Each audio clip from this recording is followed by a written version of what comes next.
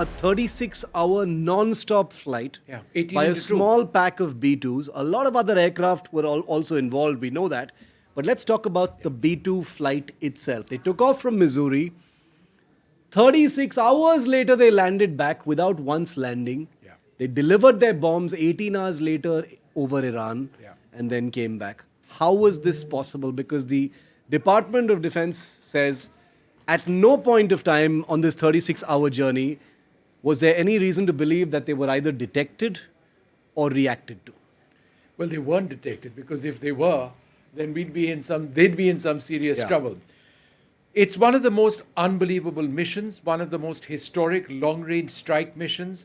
There were 7 B-2s, which by B-2 standards is a fair number of them.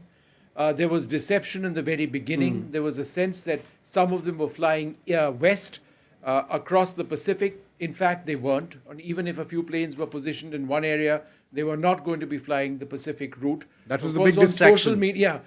On social media said, you see the bombers, they're now flying west, so you know what's coming your way. But no.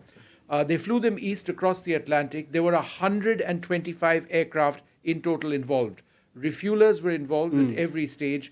There were fighter aircraft which linked up 4th generation and 5th generation planes, 5th generation being stealth aircraft.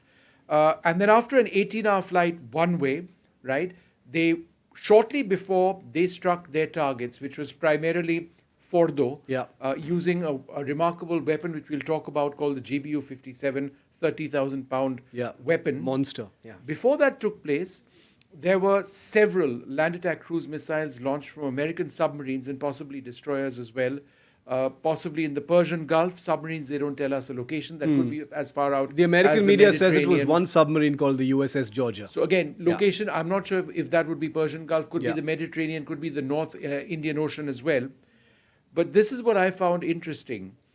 By the time those land attack cruise missiles, Tomahawks, actually struck their targets in Natanz and Esfahan, the American B-2s had already left. So in other words, they launched their missiles first, but by the time the missiles hit, they were the last to hit their impact points. But that's just the nature of the weapons, which are a bit slower than, the aircraft going in the B-2s and dropping their bombs and then getting out. A That's question one that part I'm of it. often asked, Vishnu, is 125 aircraft were accompanying at various points Yeah. of time. It's not like it was this big swarm of aircraft flying together, Yeah. which people may be tempted to think when they hear the word 125 aircraft were involved. But tell me something. When the B-2s entered Iranian airspace or sensitive or contested airspace at any point of time, would the B-2s have been alone or would those 5th generation fighters have been with them? The 5th generation fighters would have been with them, 4th generation fighters as well. And what we do know is that escort and support aircraft linked up with them and in a sense cleared the path of the B-2s, because what did they do? They deployed high-speed suppression fires against surface-to-air missiles. So they were being absolutely clear. Now, the Iranian radars wouldn't have likely picked up the B-2s at all. It's got a radar signature of smaller than a sparrow. Yeah, tiny. So you don't necessarily pick that up at all. But they weren't taking any chances. They were clearing the airspace for them, taking out through search and destroy missions, surface-to-air missile sites. The B-2s went in, dropped their bombs with precision, impact points in Fordo, and we've got those images up. We've got fantastic satellite images, even new ones which have come in, showing the exact penetration points in Fordo. They then got out.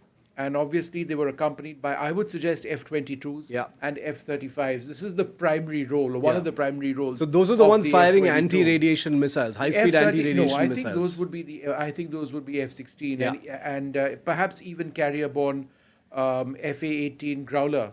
Those were definitely there. Yeah, those would be going in over there with HARM missiles, which would take out possibly radiation Radar sites sites, coming out etc. of radar.